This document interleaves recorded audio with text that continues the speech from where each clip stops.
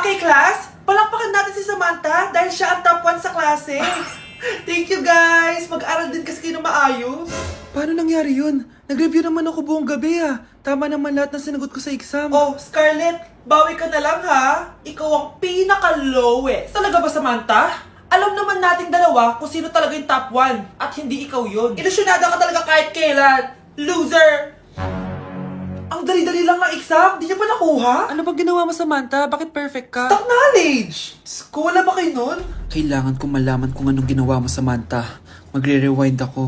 Manda ka sa akin. Nakapag-rewind ako! Ikaw pala ang top 1, Scarlett? Tignan ko na lang kung sino magiging top 1 after neto. Ha?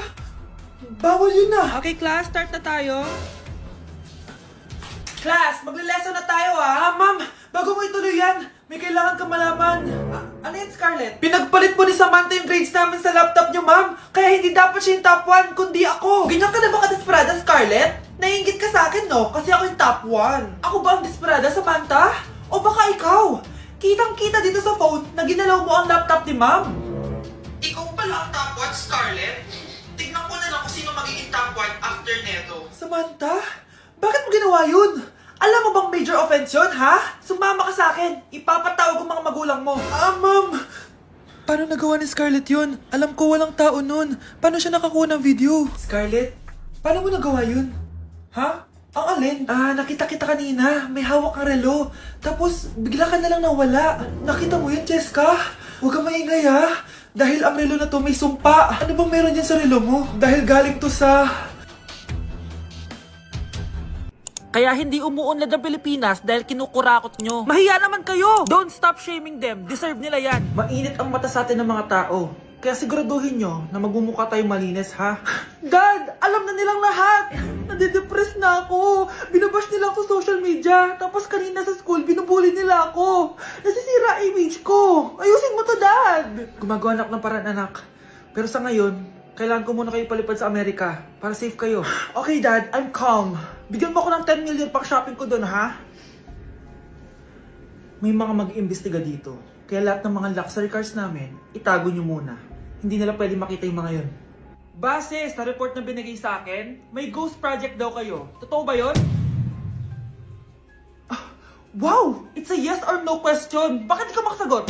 Your Honor, kakusapin ko po muna yung lawyer ko. Ang kakapal nyo. Halata naman sa mga kilos nyo na guilty kayo. Kamusta na kaya sila, Mom and Dad? Sana okay lang sila. Nawala sa garahe ang 10 sa 12 luxury cars. Pati mga sasakyan tumakas na.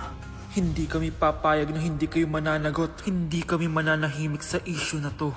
Let's begin the Christmas Anak, party! enjoy mo naman yung Christmas party nyo. Naimamya ka na. Wow, babe, powerhouse of Brazil. Hirap naman nito. O ano, BR na lang? Boring mo naman. Wow, nahiya naman ako sa'yo, Sheila. Kaya pala palagi kang lumalapit sa akin kapag gusto mo ng sagot. Students at done, mag-exchange gift na tayo. Exchange gift? Ano kaya to? Ano ba? Huwag ka kayo maingay. Nag-review ako dito, Sheila, ang laki ng regalo.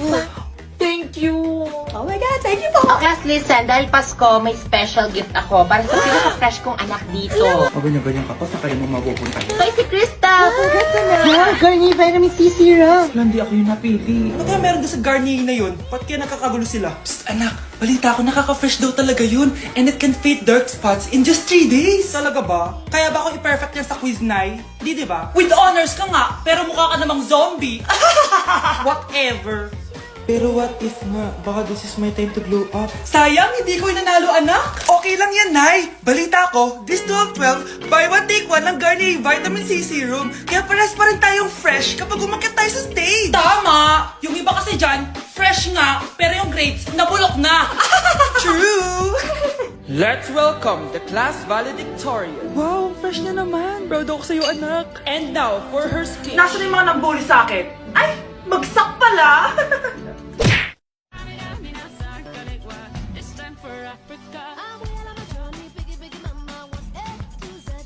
Mag-e-enroll po ako. Mag-e-enroll po ako, ma'am. Nasa requirements mo? Ay, ito po, dala ko ng birth certificate ko tsaka yung enrollment form. Oh, mga original to. Nasa yung mga photocopy na ito? Photocopy? Sige po, wait lang po, ma'am. A few moments later. Ito na po yung photocopy, ma'am. Bumalik ka na lang bukas. Sarado na kami. Lo, kuya, wait lang, mag-aayos lang ako ah. Hoy, bilisan mo naman! 1, 2, 3! Kuya, sandali! Ang pangit ko tuloy sa ID! Kakainis naman si kuya! Section A. Basta na section mo? Section A ako! Ah! Magkaklase ulit tayo! Ah! Makakakopya pa rin ako sa'yo!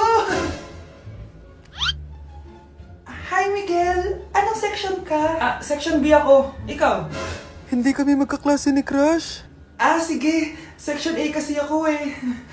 Good morning, class. Excited na ba kayo sa panibagong school year? Bad trip, siya na naman yung teacher ko. Bakit, Scarlett? May problema ka ba sa akin? May problema ako dahil may favoritism ka. Ang lakas mo magreklamo. Eh, di ka pa naman enrolled. Kaka-enroll ko lang ah. Talaga? Eh, bakit ibang Scarlett yun nandito? Hello po! Bakit sabi ng teacher ko, di ba daw ako enrolled? Ay, sorry, di kita na-enroll. Pwedeng bumalik ka na lang bukas. Walang hiya ka? Ilang beses na ako balik-balik dito. I-enroll mo na ako. Ngayon na. Miss! Balik ka na lang bukas ha? Sige po, babalik na lang po ako bukas. Breaking news! Ibibigay na ang 10,000 pesos kada pamilya. Mga anak, paghahati-hatihan natin to. O ikaw, dahil panganay ka, eto sa'yo. 2,000. 2,000? Ang dami nito, Nay! O kayong tatlo, tigo 1,000 na kayo, oh. Thank you, Nay! 1,000 lang? So sa kanya, 2,000? Ang daya naman, Nay! Wow! Thank you, Nay! Pero syempre sa akin may 5,000.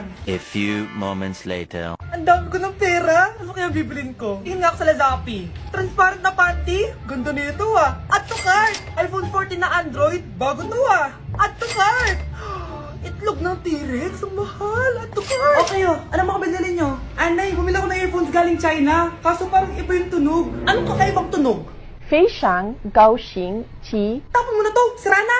Ako na, bumili ako ng makeup tsaka ng skincare. Tsaka yung natira lang din namin ng jowa ko. Hindi ka talaga mabubuhay na walang makeup at skincare, no? Ako na, pinangbili ko ng skin. Ang angas! Ha? Anong skin? Anong gagawin mo sa balat? Ako na, nag-review ako sa Starbucks. Wow, social! Review pa sa Starbucks. Bagsak naman!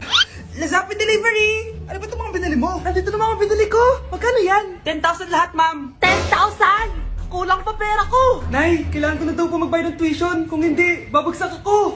Tuition? Ay, Nay, dumating na daw po yung kuryente. 20,000 daw po. Kuryente? 20,000? Patayin nyo na lang ako. Kapag pinirmahan mo to, akin na lahat ng mga kayamanan mo. Oh, pirmahan mo na. Tita, wala naman ako field trip ah. Hindi pa ba sinasabi ng teacher niyo na may field trip kayo? Anak, okay lang. Pipirmahan ko na to para makasali ka sa field trip niyo. Walang iya ka talaga, Rosa. Wala ka talagang titira sa akin, ha? Manda ka talaga sa akin. Mabilis ka talagang utuin, Susan. Salamat, Mare.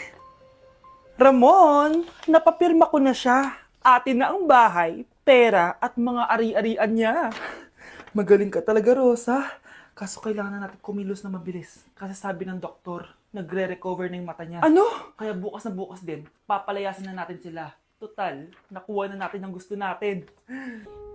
Nay, bakit mo pinirmahan yun, ha? Maliban natin kung ano nilalaman ng papel na yun. Huwag kang mag-alala, anak. Malapit nang matapos ang maliligayang araw ng tatay mo at ng kabit niya. Tita, bakit may dala kang maleta? Aba, syempre. Lilipat na ako dito sa bago kong bahay. Ano? Tay, ano ibig sabihin nito, ha? Nakalagay dito sa papel na pinirmahan ng nanay mo na amin na tong bahay, mga sasakyan niya at ang mga pera niya.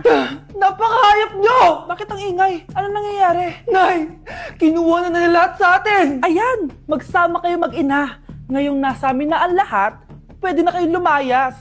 Ramon, magse-celebrate tayo, ha? Ang galing nyo din, no? Ha? Nakakakita ka? Bago kayo mag-celebrate, i-check nyo muna kung pirma ko ba talaga yung nakalagay dyan. Hindi pwede to! Tay! Attorney! Kita mo naman kung ano ginawa na tong dalawang to, di ba? At nandito na rin ang ebidensya na magpapatunay na naghaharutan sila sa loob ng bahay ko. Anong gagawin niyo sa amin, ha? Mahal, huwag mo naman gawin sa amin to, please, oh. Magbabago ako, please. Oh, eh! Sorry kung natatapakan kayo pagka-love team nyo, ha? Arestuhin nyo na yung mga yan. Mag-celebrate kayo sa kulungan. Kayong dalawa, sumama na kayo sa akin sa presinto.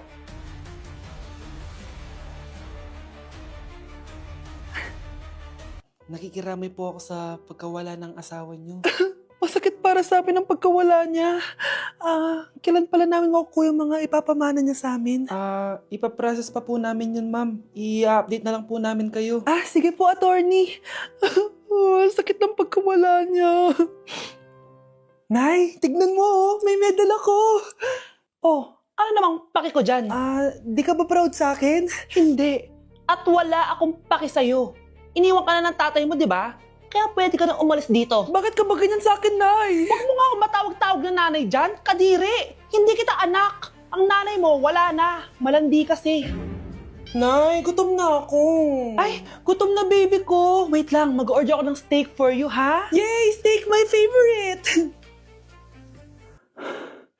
Ampun lang pala ako. Nasaan na yung totoo ko, nanay?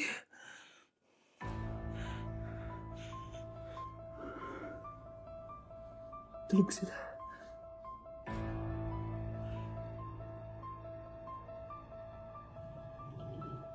Nasaan na yun? Ito ba si nanay? Sino ba ito tumatawag na to? Muntik na yun. Attorney? Hello, ma'am. May update na po sa ipapamana ng namatay niyo pong asawa. Sige. Punta ka dito sa bahay. Sa wakas, eto na yung araw na pinakahihintay ko. Hoy, ikaw! Pag dumating dito si attorney, magtago ka. Hindi niya pwede malaman na may isa pang anak ang asawa ko. Sige po. Ma'am, nakuha na po namin yung last will and testament ng asawa niyo. Ang nakasulat po dito ay, ang 50% ng kayamanan niya ay mapupunta po sa inyo. Mali ata yan, attorney. Dapat 100% ang mapupuntang kayamanan niya sa amin. Kami lang ang pamilya niya eh. Bali ma'am, ang nakasulat po kasi dito ay ang isang 50% po ay mapupunta sa isa niyang anak. Ano? Baka yan yung isa naming anak na nawala? Oo, sa amin na lang yan. Ako ang isa pang anak ni Ramon. Anak, kain ka na oh. Darating yung mga kaibigan ko Wag na wag mo ako ipapahiya. Sige anak. Andyan na sila. Oo, tapos nakita kami ng ex ko, di ba? Kayo pala yung mga kaibigan ni Scarlett. Gutom ba kayo? May pagkain dito Ang pangit pa rin ng mama ni Scarlett, no? Isa lang yung mata. Huy, grabe ka naman. Naya na ba? Di ba sabi ko sa'yo, wag mo ako ipapahiya? Kainis. Umalis ka nga dito, huwag kita makita. Sorry anak. Tara na nga, labas na nga lang tayo. May panira dito eh. Tara. Anak, sandali. Anak, Scarlett, graduation mo pala bukas? O tapos? Si nanay ba yung aakit sa stage? Ay hindi! Si tita na lang isasama ko. Papahiya mo lang ako eh. Buti pa si tita, kompleto yung mata. O sige, proud ako sa'yo anak ha. Kainis, bakit kasi isa lang yung mata mo? Balang araw anak, malalaman mo rin kung bakit. Diyan ka na nga, marami pa akong gagawin. Ano bang ginagawa natin sa hospital, tita? Sumama ka na lang, Scarlett. May kailangan ka malaman. Scarlett? Ikaw yung anak ni Susan, right? Oo, Doc. Ako nga si Scarlett. Ba't kilala mo ko? Oh, yes! I remember! Ikaw yung batang na-aksidente dati, yung nabulag yung kaliwang mata. Buti na lang dinonate ng nanay mo yung kaliwang mata niya para sa'yo. Kaya pala isa lang yung mata ni nanay. Alam mo, sobrang mahal ka ng nanay mo. Huwag mo siyang papabayaan, ha?